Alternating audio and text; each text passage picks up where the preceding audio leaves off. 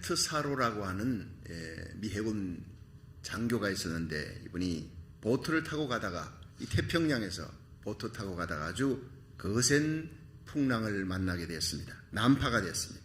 그는 작은 널판을 의지하고 망망대해를 표류하고 있었는데 다리를 다쳐서 피가 나는 거예요.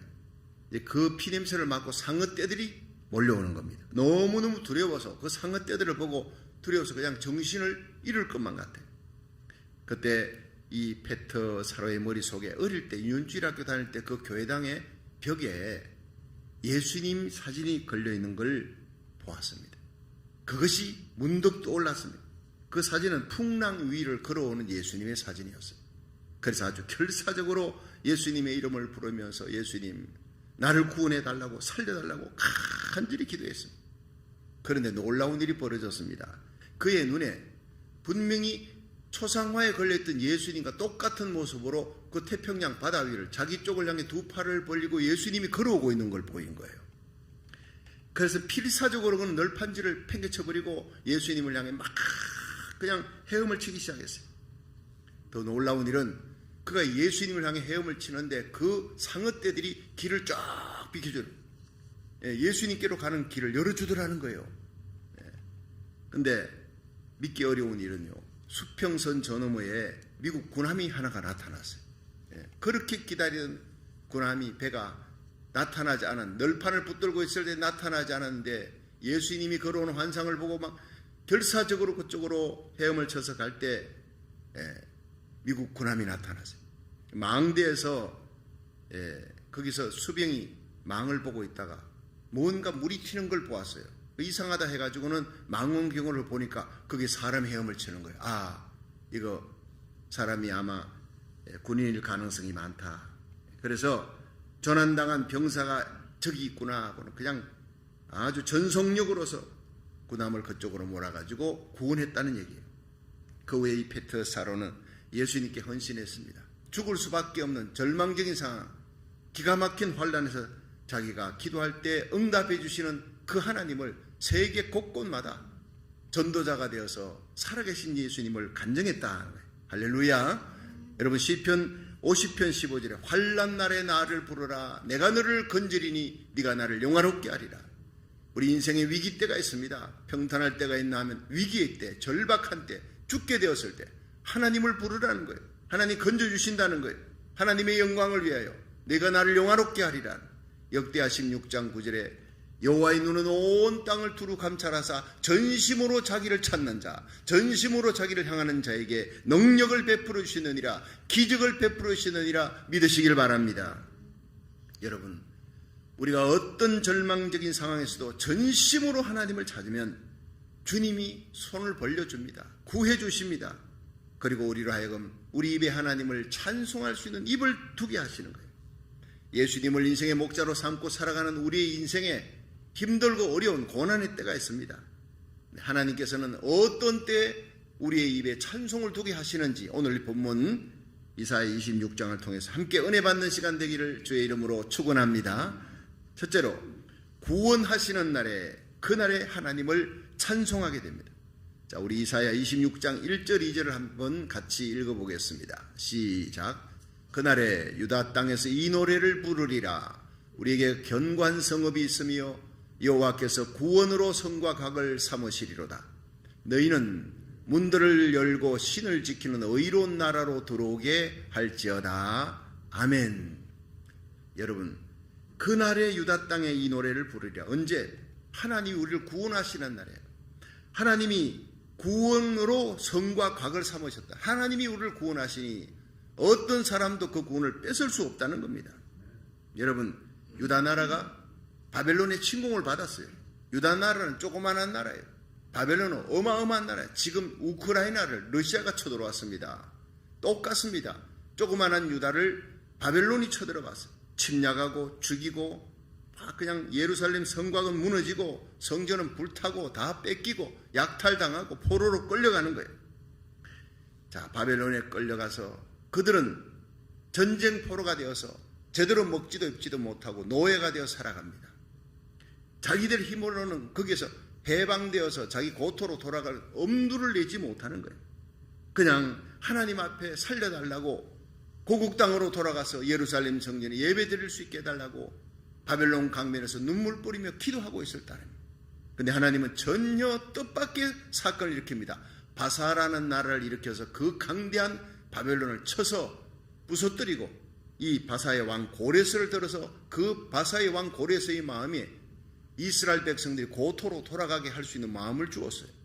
그들이 필요한 모든 목재들, 짓는 성전 짓는 모든 자료들 전부 다 주어서 그들이 고토에 돌아갈 수 있도록 자기 고향 예루살렘에 돌아가서 하나님 앞에 예배드릴 수 있도록 예루살렘 성을 쌓고 나라를 다시 세울 수 있게 하신 거예요. 기적 같은 하나님의 구원의 손길입니다. 여러분, 우리가 기도할 때 하나님의 놀라운 기적과 구원의 은혜를 체험할 줄로 믿으시길 바랍니다. 그 구원의 날에 우리가 찬송하지 아니할 수가 없다는 거예요.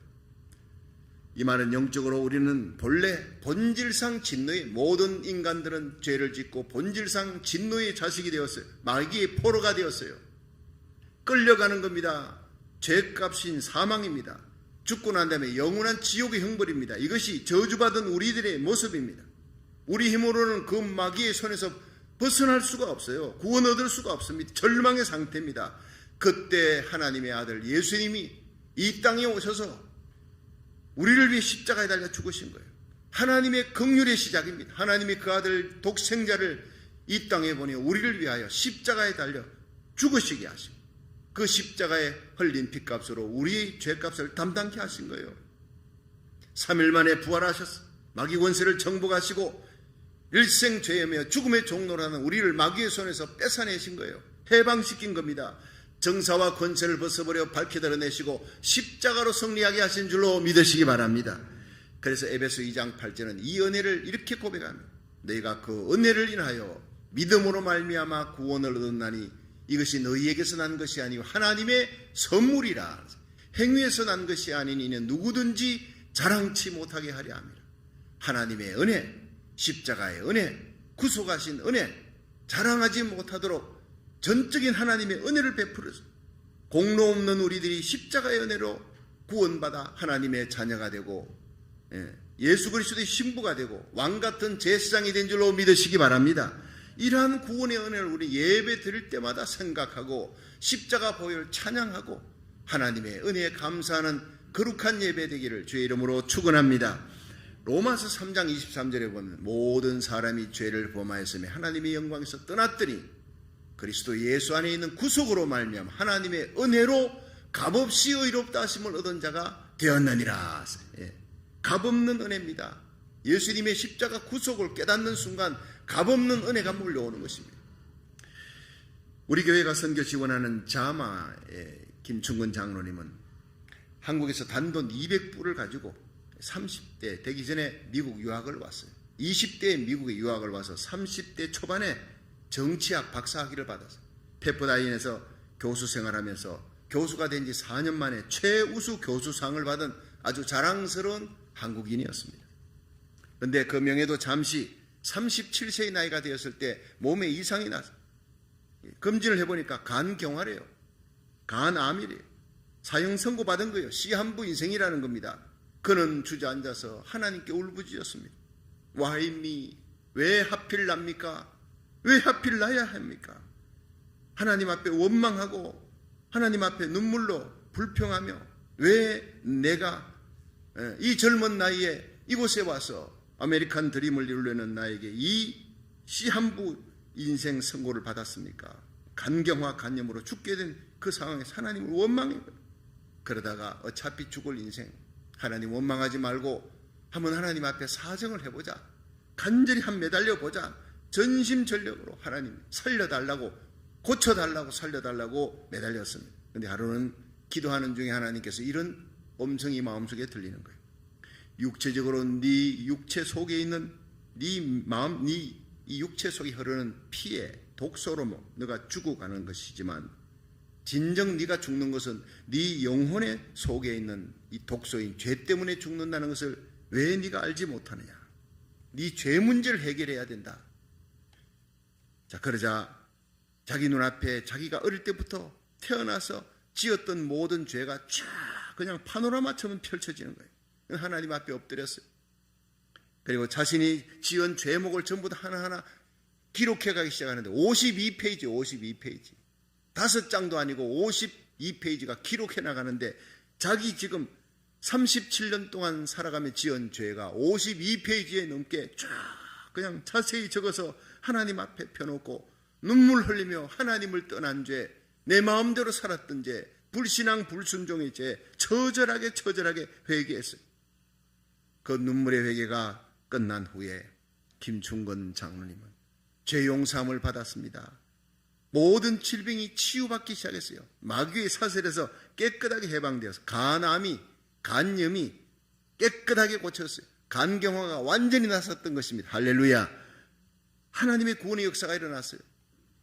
이 자마를 창설하고 그 후에 미국과 한국의 청소년들의 도덕성을 회복하고 신앙을 회복하는 데 아주 열정적으로 지금까지 일하고 있는 거예요. 지금까지. 그런데 이분이 치유되고 난 다음에 여러분도 보셨다시피 이 김충곤 장로님은 콧수염을 기르는 거예요.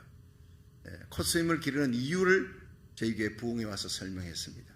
내가 간암으로 죽어갈 때 거울 앞에 섰는데 바짝 마른 뼈만 남은 그 몸으로 면도기 하나 들 수가 없었어요. 면도기를 들어 수염을 깎을 수가 없어 죽어가는 그때를 나는 기억한다. 나는 이제 인생이 끝났다. 면도기 하나 들 수 없었던, 그래서 수북하게 자란 콧수염을 거울을 보며 지켜보고만 있었던 그 순간 그때를 나는 결코 잊지 않겠다. 아침마다 거울을 보며 세수할 때마다 나는 그 콧수염을 보면서 죽어가던 너를 살린 것은 오직 하나님의 은혜다. 내가 기도할 때, 부르짖을 때, 환난 날에 간구할 때 하나님이 나에게 나타나시고 고쳐주시고 그 예수의 십자가의 보혈로 씻어 정결케 해주셨다. 조금이라도 게을러지거나 조금이라도 다른 사람들이 막 칭찬하면 교만해질 때는 언제든지 거울을 보며 콧수염을 보면서 죽었던 너를 살렸던 하나님의 은혜를 기억하라. 되새기면서 하나님을 찬양한다 했습니다. 여러분, 우리는 그 날을 기억해야 됩니다. 저와 여러분이 예수님을 만난 날, 그 십자가 보혈의 피로 구속함을 받은 날, 지옥 가는 끌려가는 마귀에게 끌려가는 우리를 흑암의 권세에서 하나님의 사랑의 아들의 나라로 옮겨진 그 구원의 날, 죄와 허물로 죽었던 나를 살렸던 그날, 예수님의 십자가로 자유케 된 그날을 여러분 기억하고 예배 때마다 이 놀라운 하나님의 구원의 은혜를 찬양하는 저와 여러분이 되기를 주의 이름으로 축원합니다. 그러면 모든 불평과 원망은 사라지게 됩니다. 걱정과 염려도 사라지게 됩니다. 감사와 기쁨이 쓰나미처럼 몰려오게 됩니다. 모든 병마가 결박을 풀고 떠나가게 될 것입니다. 모든 여러분의 문제가 여리고성이 무너지듯이 예배드리는 가운데 무너지는 역사가 일어날 것입니다. 여러분, 그 구원의 날에 주의 구원하심을 영원히 생각하며 찬양하는 저와 여러분이 되기를 주의 이름으로 축원합니다. 두 번째, 지켜주시는 하나님을 그날에 찬송해야 한다는 거예요. 자, 이사야 26장 3절 4절을 한번 읽어봅니다. 시작. 주께서 심지가 견고한 자를 평강의 평강으로 지키시리니 이는 그가 주를 의뢰함이니이다. 너희는 여호와를 영원히 의뢰하라. 주 여호와는 영원한 반석이심이로다. 아멘. 여러분, 하나님은 영원한 반석입니다. 주님을 의지하는 자에게 영원한 반석이 되어준다 그랬어요. 심지가 견고한 자를 하나님에서 평강으로 지켜준다 그랬어요. 이는 저가 주를 의지함이라. 여러분, 심지가 견고하다는 말이 히브리어로 예체르 사무커예요. 한결같다, 변함없다 이 뜻입니다. 여러분, 한번 예수님 믿으면 그 예수님 사랑하는 마음, 그 믿는 마음이 죽는 날까지, 천국 가는 날까지 변함이 없는 거예요. 예수님 공중재림은 주님 만나는 그날까지 변함없는 마음으로 주님을 섬길 수 있기를 주의 이름으로 축원합니다. 어제나 오늘이나 예수님은 영원히 변함없는 분. 여러분, 우리가 성령 받고 예수님 믿으면 우리도 변함없는 예수님을 변함없이 사랑하는 사람이 되는 거예요. 그렇습니다. 상황이 좋을 때나 상황이 나쁠 때나 변함없어요. 젊을 때나 늙을 때나 건강할 때나 병들 때나 여러분, 변함없는 신앙 가지기를 주의 이름으로 축원합니다. 여러분, 주님 오실 때 들림 받는 사람이 누구겠습니까? 심지가 굳은 자입니다. 주님 오시는 그날까지, 내 심장에 더운 피가 식는 그날까지 여러분의 믿음이 변함없는 심지가 견고한 자, 평강의 주님을 만나는 복을 받을 수 있기를 주의 이름으로 축원합니다. 심지가 견고한 자를 평강의 평강으로 지켜주시리라 그랬어요. 현재 이 러시아의 공격을 받고 있는 우크라이나의 대통령이 젤렌스키입니다. 그는 코미디언으로 활동하다가 대통령이 된 사람이에요. 지금 그 우크라이나의 수도 키예프 거기에서 키예프 국립대학에서 경제학 석사 받고 법학 석사를 취득했던 사람이에요. 그 후에 그는 코미디언이 돼서 활동하다가 2015년에 자신이 주도하여 제작했던 드라마예요. 인민의 종이라고 하는 드라마. 그 내용은 부정부패에 저항하는 청렴한 주인공 역을 맡았어요. 그래서 우크라이나 인구의 절반 정도의 엄청난 시청률을 기록하면서 국민적인 영웅이 됐습니다. 그래서 2018년에 대통령 선거에 출마하고 2019년에 우크라이나 최연소 대통령에 당선이 됩니다. 지난달 24일 러시아가 우크라이나를 침공하자 하루 만에 수도 키예프가 함락될 것이다. 군사 전문가들은 그렇게 내다봤어요. 그 강대한 러시아가 쳐들어왔는데 어떻게 그 가난한 우크라이나가 이길 수 있느냐. 군사력도 비교가 되지 않습니다. 전 세계 사람들이 이제 우크라이나 끝났다고 생각했습니다. 하루 만에 끝날 줄 알았습니다. 그래서 미국은 젤렌스키 대통령에게 미국으로 망명하라. 거기 있으면 죽는다. 암살당한다. 죽는다. 그러나 젤렌스키 대통령은 내게 필요한 것은 피난할 성용차가 아니라 이 나라를 지키고 러시아와 맞서 싸울 총탄을 내게 달라. 사냥을 내게 달라. 이 한마디가, 이 결사항전할 것을 선포하는 이 한마디에 전 세계인들이 감동을 했습니다. 우크라이나 국민 13만 명이 자원 입대했습니다. 군대의 사기가 하늘을 찌릅니다. 국경을 넘어 피난 갔던 사람들이 다시 돌아옵니다. 총을 들고 러시아 군대와 맞서 싸우기 시작합니다. 전 세계에 흩어졌던 우리 우크라이나의 젊은이들이 나라 지키겠다고 속속들이 귀국하기 시작했습니다. 정말 놀라운 일이 벌어진 겁니다. 2차 세계대전 후 처음으로 독일은 우크라이나에 무기를 지원하겠다고 나섰고, 폴란드는 군대를 파병하고 중립국이었던 스위스와 스웨덴까지도 무기를 지원하며 나섰습니다. 미국과 전 세계는 경제 제재에 들어갔고 EU와 세계 41개국에서 무기 지원, 군대 지원, 그렇게 기가 막힌 지원이 시작되면서 유엔이 대러시아 제재에 들어갔습니다. 미국도 마침내 흑해 동북쪽에, 이건 어제 있었던 일입니다. 흑해 동북쪽에 해리 트루먼 항공모함을 지금 급파했습니다. 상황은 모든 것이 달라지기 시작했습니다. 전쟁 11일째 지나면서 우크라이나 곳곳에 우크라이나가 러시아를 이기는 성전의 소식들이 계속 들립니다. 전세가 역전되어지고 있습니다. 이 많은 이유들 중에 그것은 무엇보다 젤렌스키 대통령이 죽음을 각오하고 나라를 지키고자 하는 결사항전의 태도 때문이었습니다. 한국도 이번 대통령 선거에서 이런 대통령이 세워지도록 기도하시기를 주의 이름으로 축원합니다. 하나님 의지하고 백성과 함께 죽겠다는 각오를 가져야 돼요. 그렇습니다. 하나님은 오늘도 이런 심지가 견고한 자를 찾습니다. 어떤 상황에서도 정의를 지키기 위해 흔들리지 않는 사람, 가정이나 직장이나 교회나 나라나 마찬가지입니다. 어떤 지도자도 정의를 지키기 위해 흔들리지 않는 사람을 하나님이 도와주시고 붙들어주시고 지켜주시고 하나님이 그 사람을 건져주시는 역사, 그 가정을, 그 나라를 지켜주시는 역사가 일어날 줄로 믿으시기 바랍니다. 어떤 어려운 상황에서도 믿음 지켜나가는 변함없는 믿음의 사람을 하나님 오늘도 찾고 있습니다. 심지가 견고한 자에게 하나님은 반석이 되어 주시리라. 심지가 견고한 자를 하나님이 존귀케 해주시리라 믿으시길 바랍니다. 여러분, 우리와 우리 자녀들이 이 시대의 요수아가 되고 우리와 우리 자녀들이 이 시대의 갈렙이 되고 요셉이 되고 다니엘처럼 한결같은 믿음으로 환경을 이겨나가면서 심지가 견고한 자가 되어 평강의 복을 받고 주 앞에 존귀한 자가 되기를 주의 이름으로 축원합니다. 마지막 세 번째, 길을 열어주시는 하나님을 그날에 찬송해야 한다는 거예요. 이사야 26장 5절부터 7절까지 한번 읽어봅니다. 시작. 높은 데에 거하는 자를 낮추시며 솟은성을 헐어 땅에 엎으시되 진토에 미치게 하셨도다. 발이 그것을 밟으리니 곧 빈궁한 자의 발과 공핍한 자의 걸음이리로다. 의인의 길은 정직함이요 정직하신 주께서 의인의 첩경을 평탄케 하시도다. 아멘.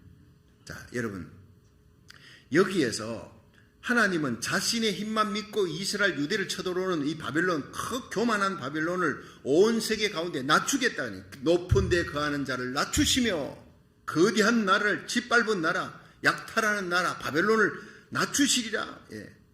그리고 높이 솟은 성을 진토에 떨어뜨리게 하겠다. 하나님은 교만한 자를 대적하며 겸손하게 엎드려 눈물로 애통하게 하나님께 간구하는 자, 불쌍히 여기시고 하나님이 은혜를 베푸시고 건져주시고 지켜주시는 하나님 믿으시기를 바랍니다.